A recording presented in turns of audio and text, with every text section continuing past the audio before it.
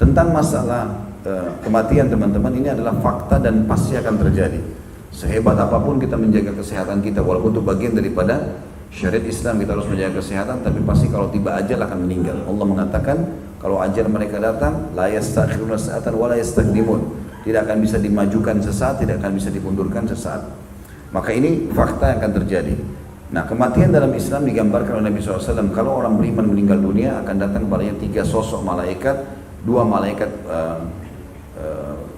rahmah yang membawa kain kafan dari surga, berdiri di sebelah kiri kanan tubuhnya, dan 1 malaikat maut di ubun-ubun kepalanya sambil mengatakan, hai jiwa yang baik, keluarlah kepada rahmat Tuhanmu. Maka ruhnya keluar lebih mudah daripada air dari mulut kendi, dan dibungkus dengan kain kafan dari surga lalu dibawa ke langit. Begitu juga sebaliknya, kalau orang fasik, orang banyak dosa tidak sempat taubat, ataupun orang kafir, maka kata Nabi SAW akan datang kepadanya 3 sosok malaikat, 2 malaikat penyiksa di kiri kanannya bawa kain kafan dari neraka, dan 1 di ubun-ubun kepalanya malaikat maut yang akan mengatakan, hai jiwa yang busuk, keluarlah pada kemurkaan Tuhanmu.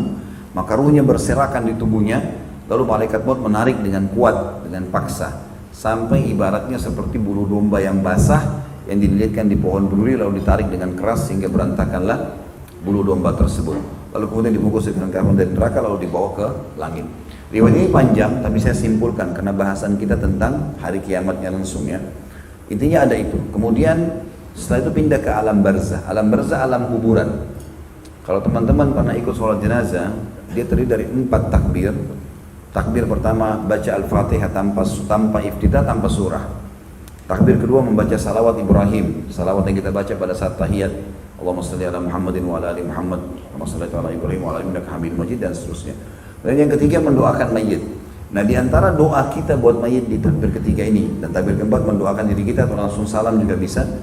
Ini antara doa kita adalah Allahumma rzuqhu daran khairan min darihi, ya Allah karuniakan dia tempat tinggal lebih baik daripada tempat tinggal di dunia, wa ahlan khairan min ahlihi, keluarganya lebih baik daripada keluarga dunia. Maksudnya yang teman yang di kuburan itu adalah amal solehnya, jadi keluarganya.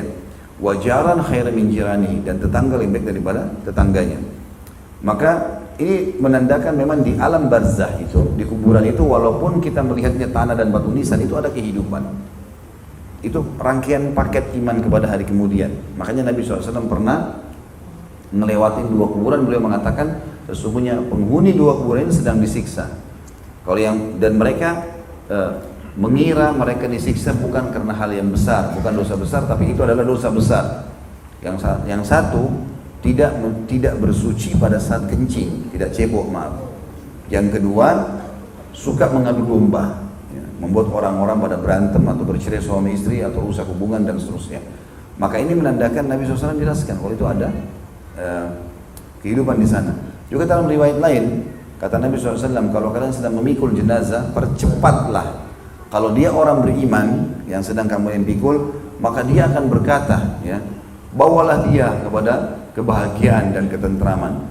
Tapi kalau dia orang kafir atau orang fasik, maka dia mengatakan celakalah, ya, kemana kalian akan membawanya.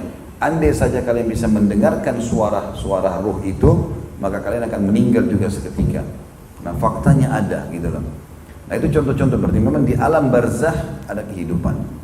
Dalam riwayat lain juga kata Nabi SAW, kalau orang beriman masuk ke kuburannya, maka akan diluaskan pandangan matanya diluaskan kuburannya seluas pandangan matanya, dan akan datang mendampingi dia amal solehnya. Ya. Sampai dia pun kagum, dia mengatakan, siapa kamu ini? Sungguh sempurna ciptaan Allah pada dirimu, karena wajahnya putih, tampan, bajunya bersih. Dia mengatakan, aku amal baiknya akan menemani kau sampai hari kiamat. Kalau dia orang fasik, banyak dosa, apalagi orang kafir, amal buruknya akan berbentuk wujud makhluk juga, tapi menakutkan. Sampai dia mengatakan, pergilah kamu dari aku, siapa kamu, yang sungguh buruk ciptaan Allah pada dirimu. Maka dia mengatakan, aku adalah dosa-dosamu yang akan menemani kau sampai hari kiamat.